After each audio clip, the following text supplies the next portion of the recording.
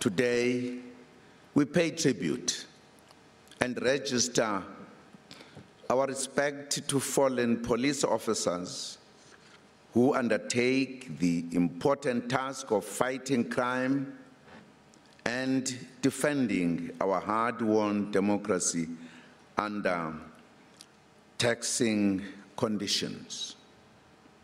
We acknowledge the pain that their loved ones have gone through.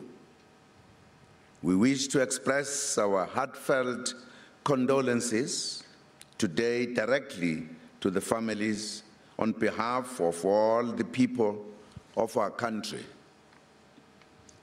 Your pain is our pain. The callous murder of your loved ones was an attack not only on them, but on the state itself. The police present the authority of the state.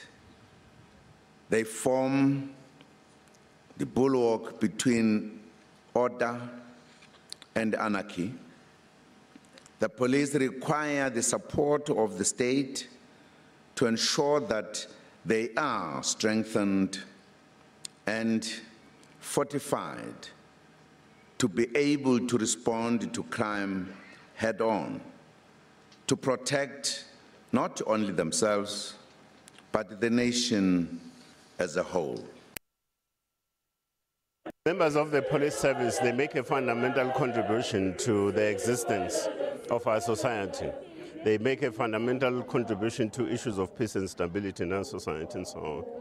So what we then do on our side, do on our side as the police service, is the whole question of providing a counseling service also to survivors of the deceased, particularly because in most cases, they go through the trauma of the violent nature of crimes that would have been committed against their family members who happen to serve the South African Police Service. But also there's a question of looking at the beneficiary kind of structure. In other words, they also have children. So the question of the education trust and support for their respective families, particularly children in that regard. We will continue, and we still do, continue to refine the benefit structure to look at the maximal benefit levels to members of the police service, particularly when they're out of service and having been deceased. We need the activation of members of our society around the educational aspects in terms of, because what we do need to understand fundamentally is that a policeman or woman is at the service of the South African public. So he or she services the public interest. In a sense, police men and women are ours and they are us in a way. So that's what we need to understand. So if you kill a policeman or you kill a policewoman, basically you're killing yourself. And that's what society needs to begin to understand on the one hand. So there's a lot of work that needs to be done in terms of mobilizing and galvanizing a societal view and activation in the direction of the need to protect themselves. And the one way of protecting ourselves as a society is ensuring that we stop the scourge of police killings. SAPU acknowledge the fact that there are some contributing factors towards this killing, such gangsters, youth crime, poverty. It's also a contributing factor in the killing of our officers.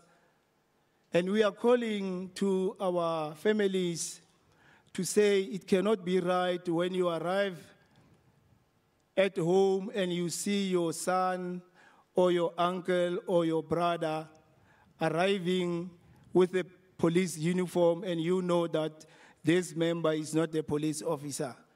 It cannot be right when you see him arriving at home with a firearm and you know that he does not possess a firearm and you don't report to the police. We need to be working together towards the reduction of this killing. So we reduce also the fear on the members who are on the ground, that they perform their duties without any fear. President, we are also appealing, and also to an honorable minister, that the units which previously used to deal with investigations on the murder, it used to be called murder and robbery, that we re-established these units to deal with the killing of police officers, the killing of any citizen of our country, as we know that a murder investigation is not an easy investigation. So we are appealing that these units must be re-established to look into the murder cases alone, nothing else but investigation on the murder cases, because current investigators are also be given a general investigation, and it does not make it easy for them to really put effort in the murdering of our officers.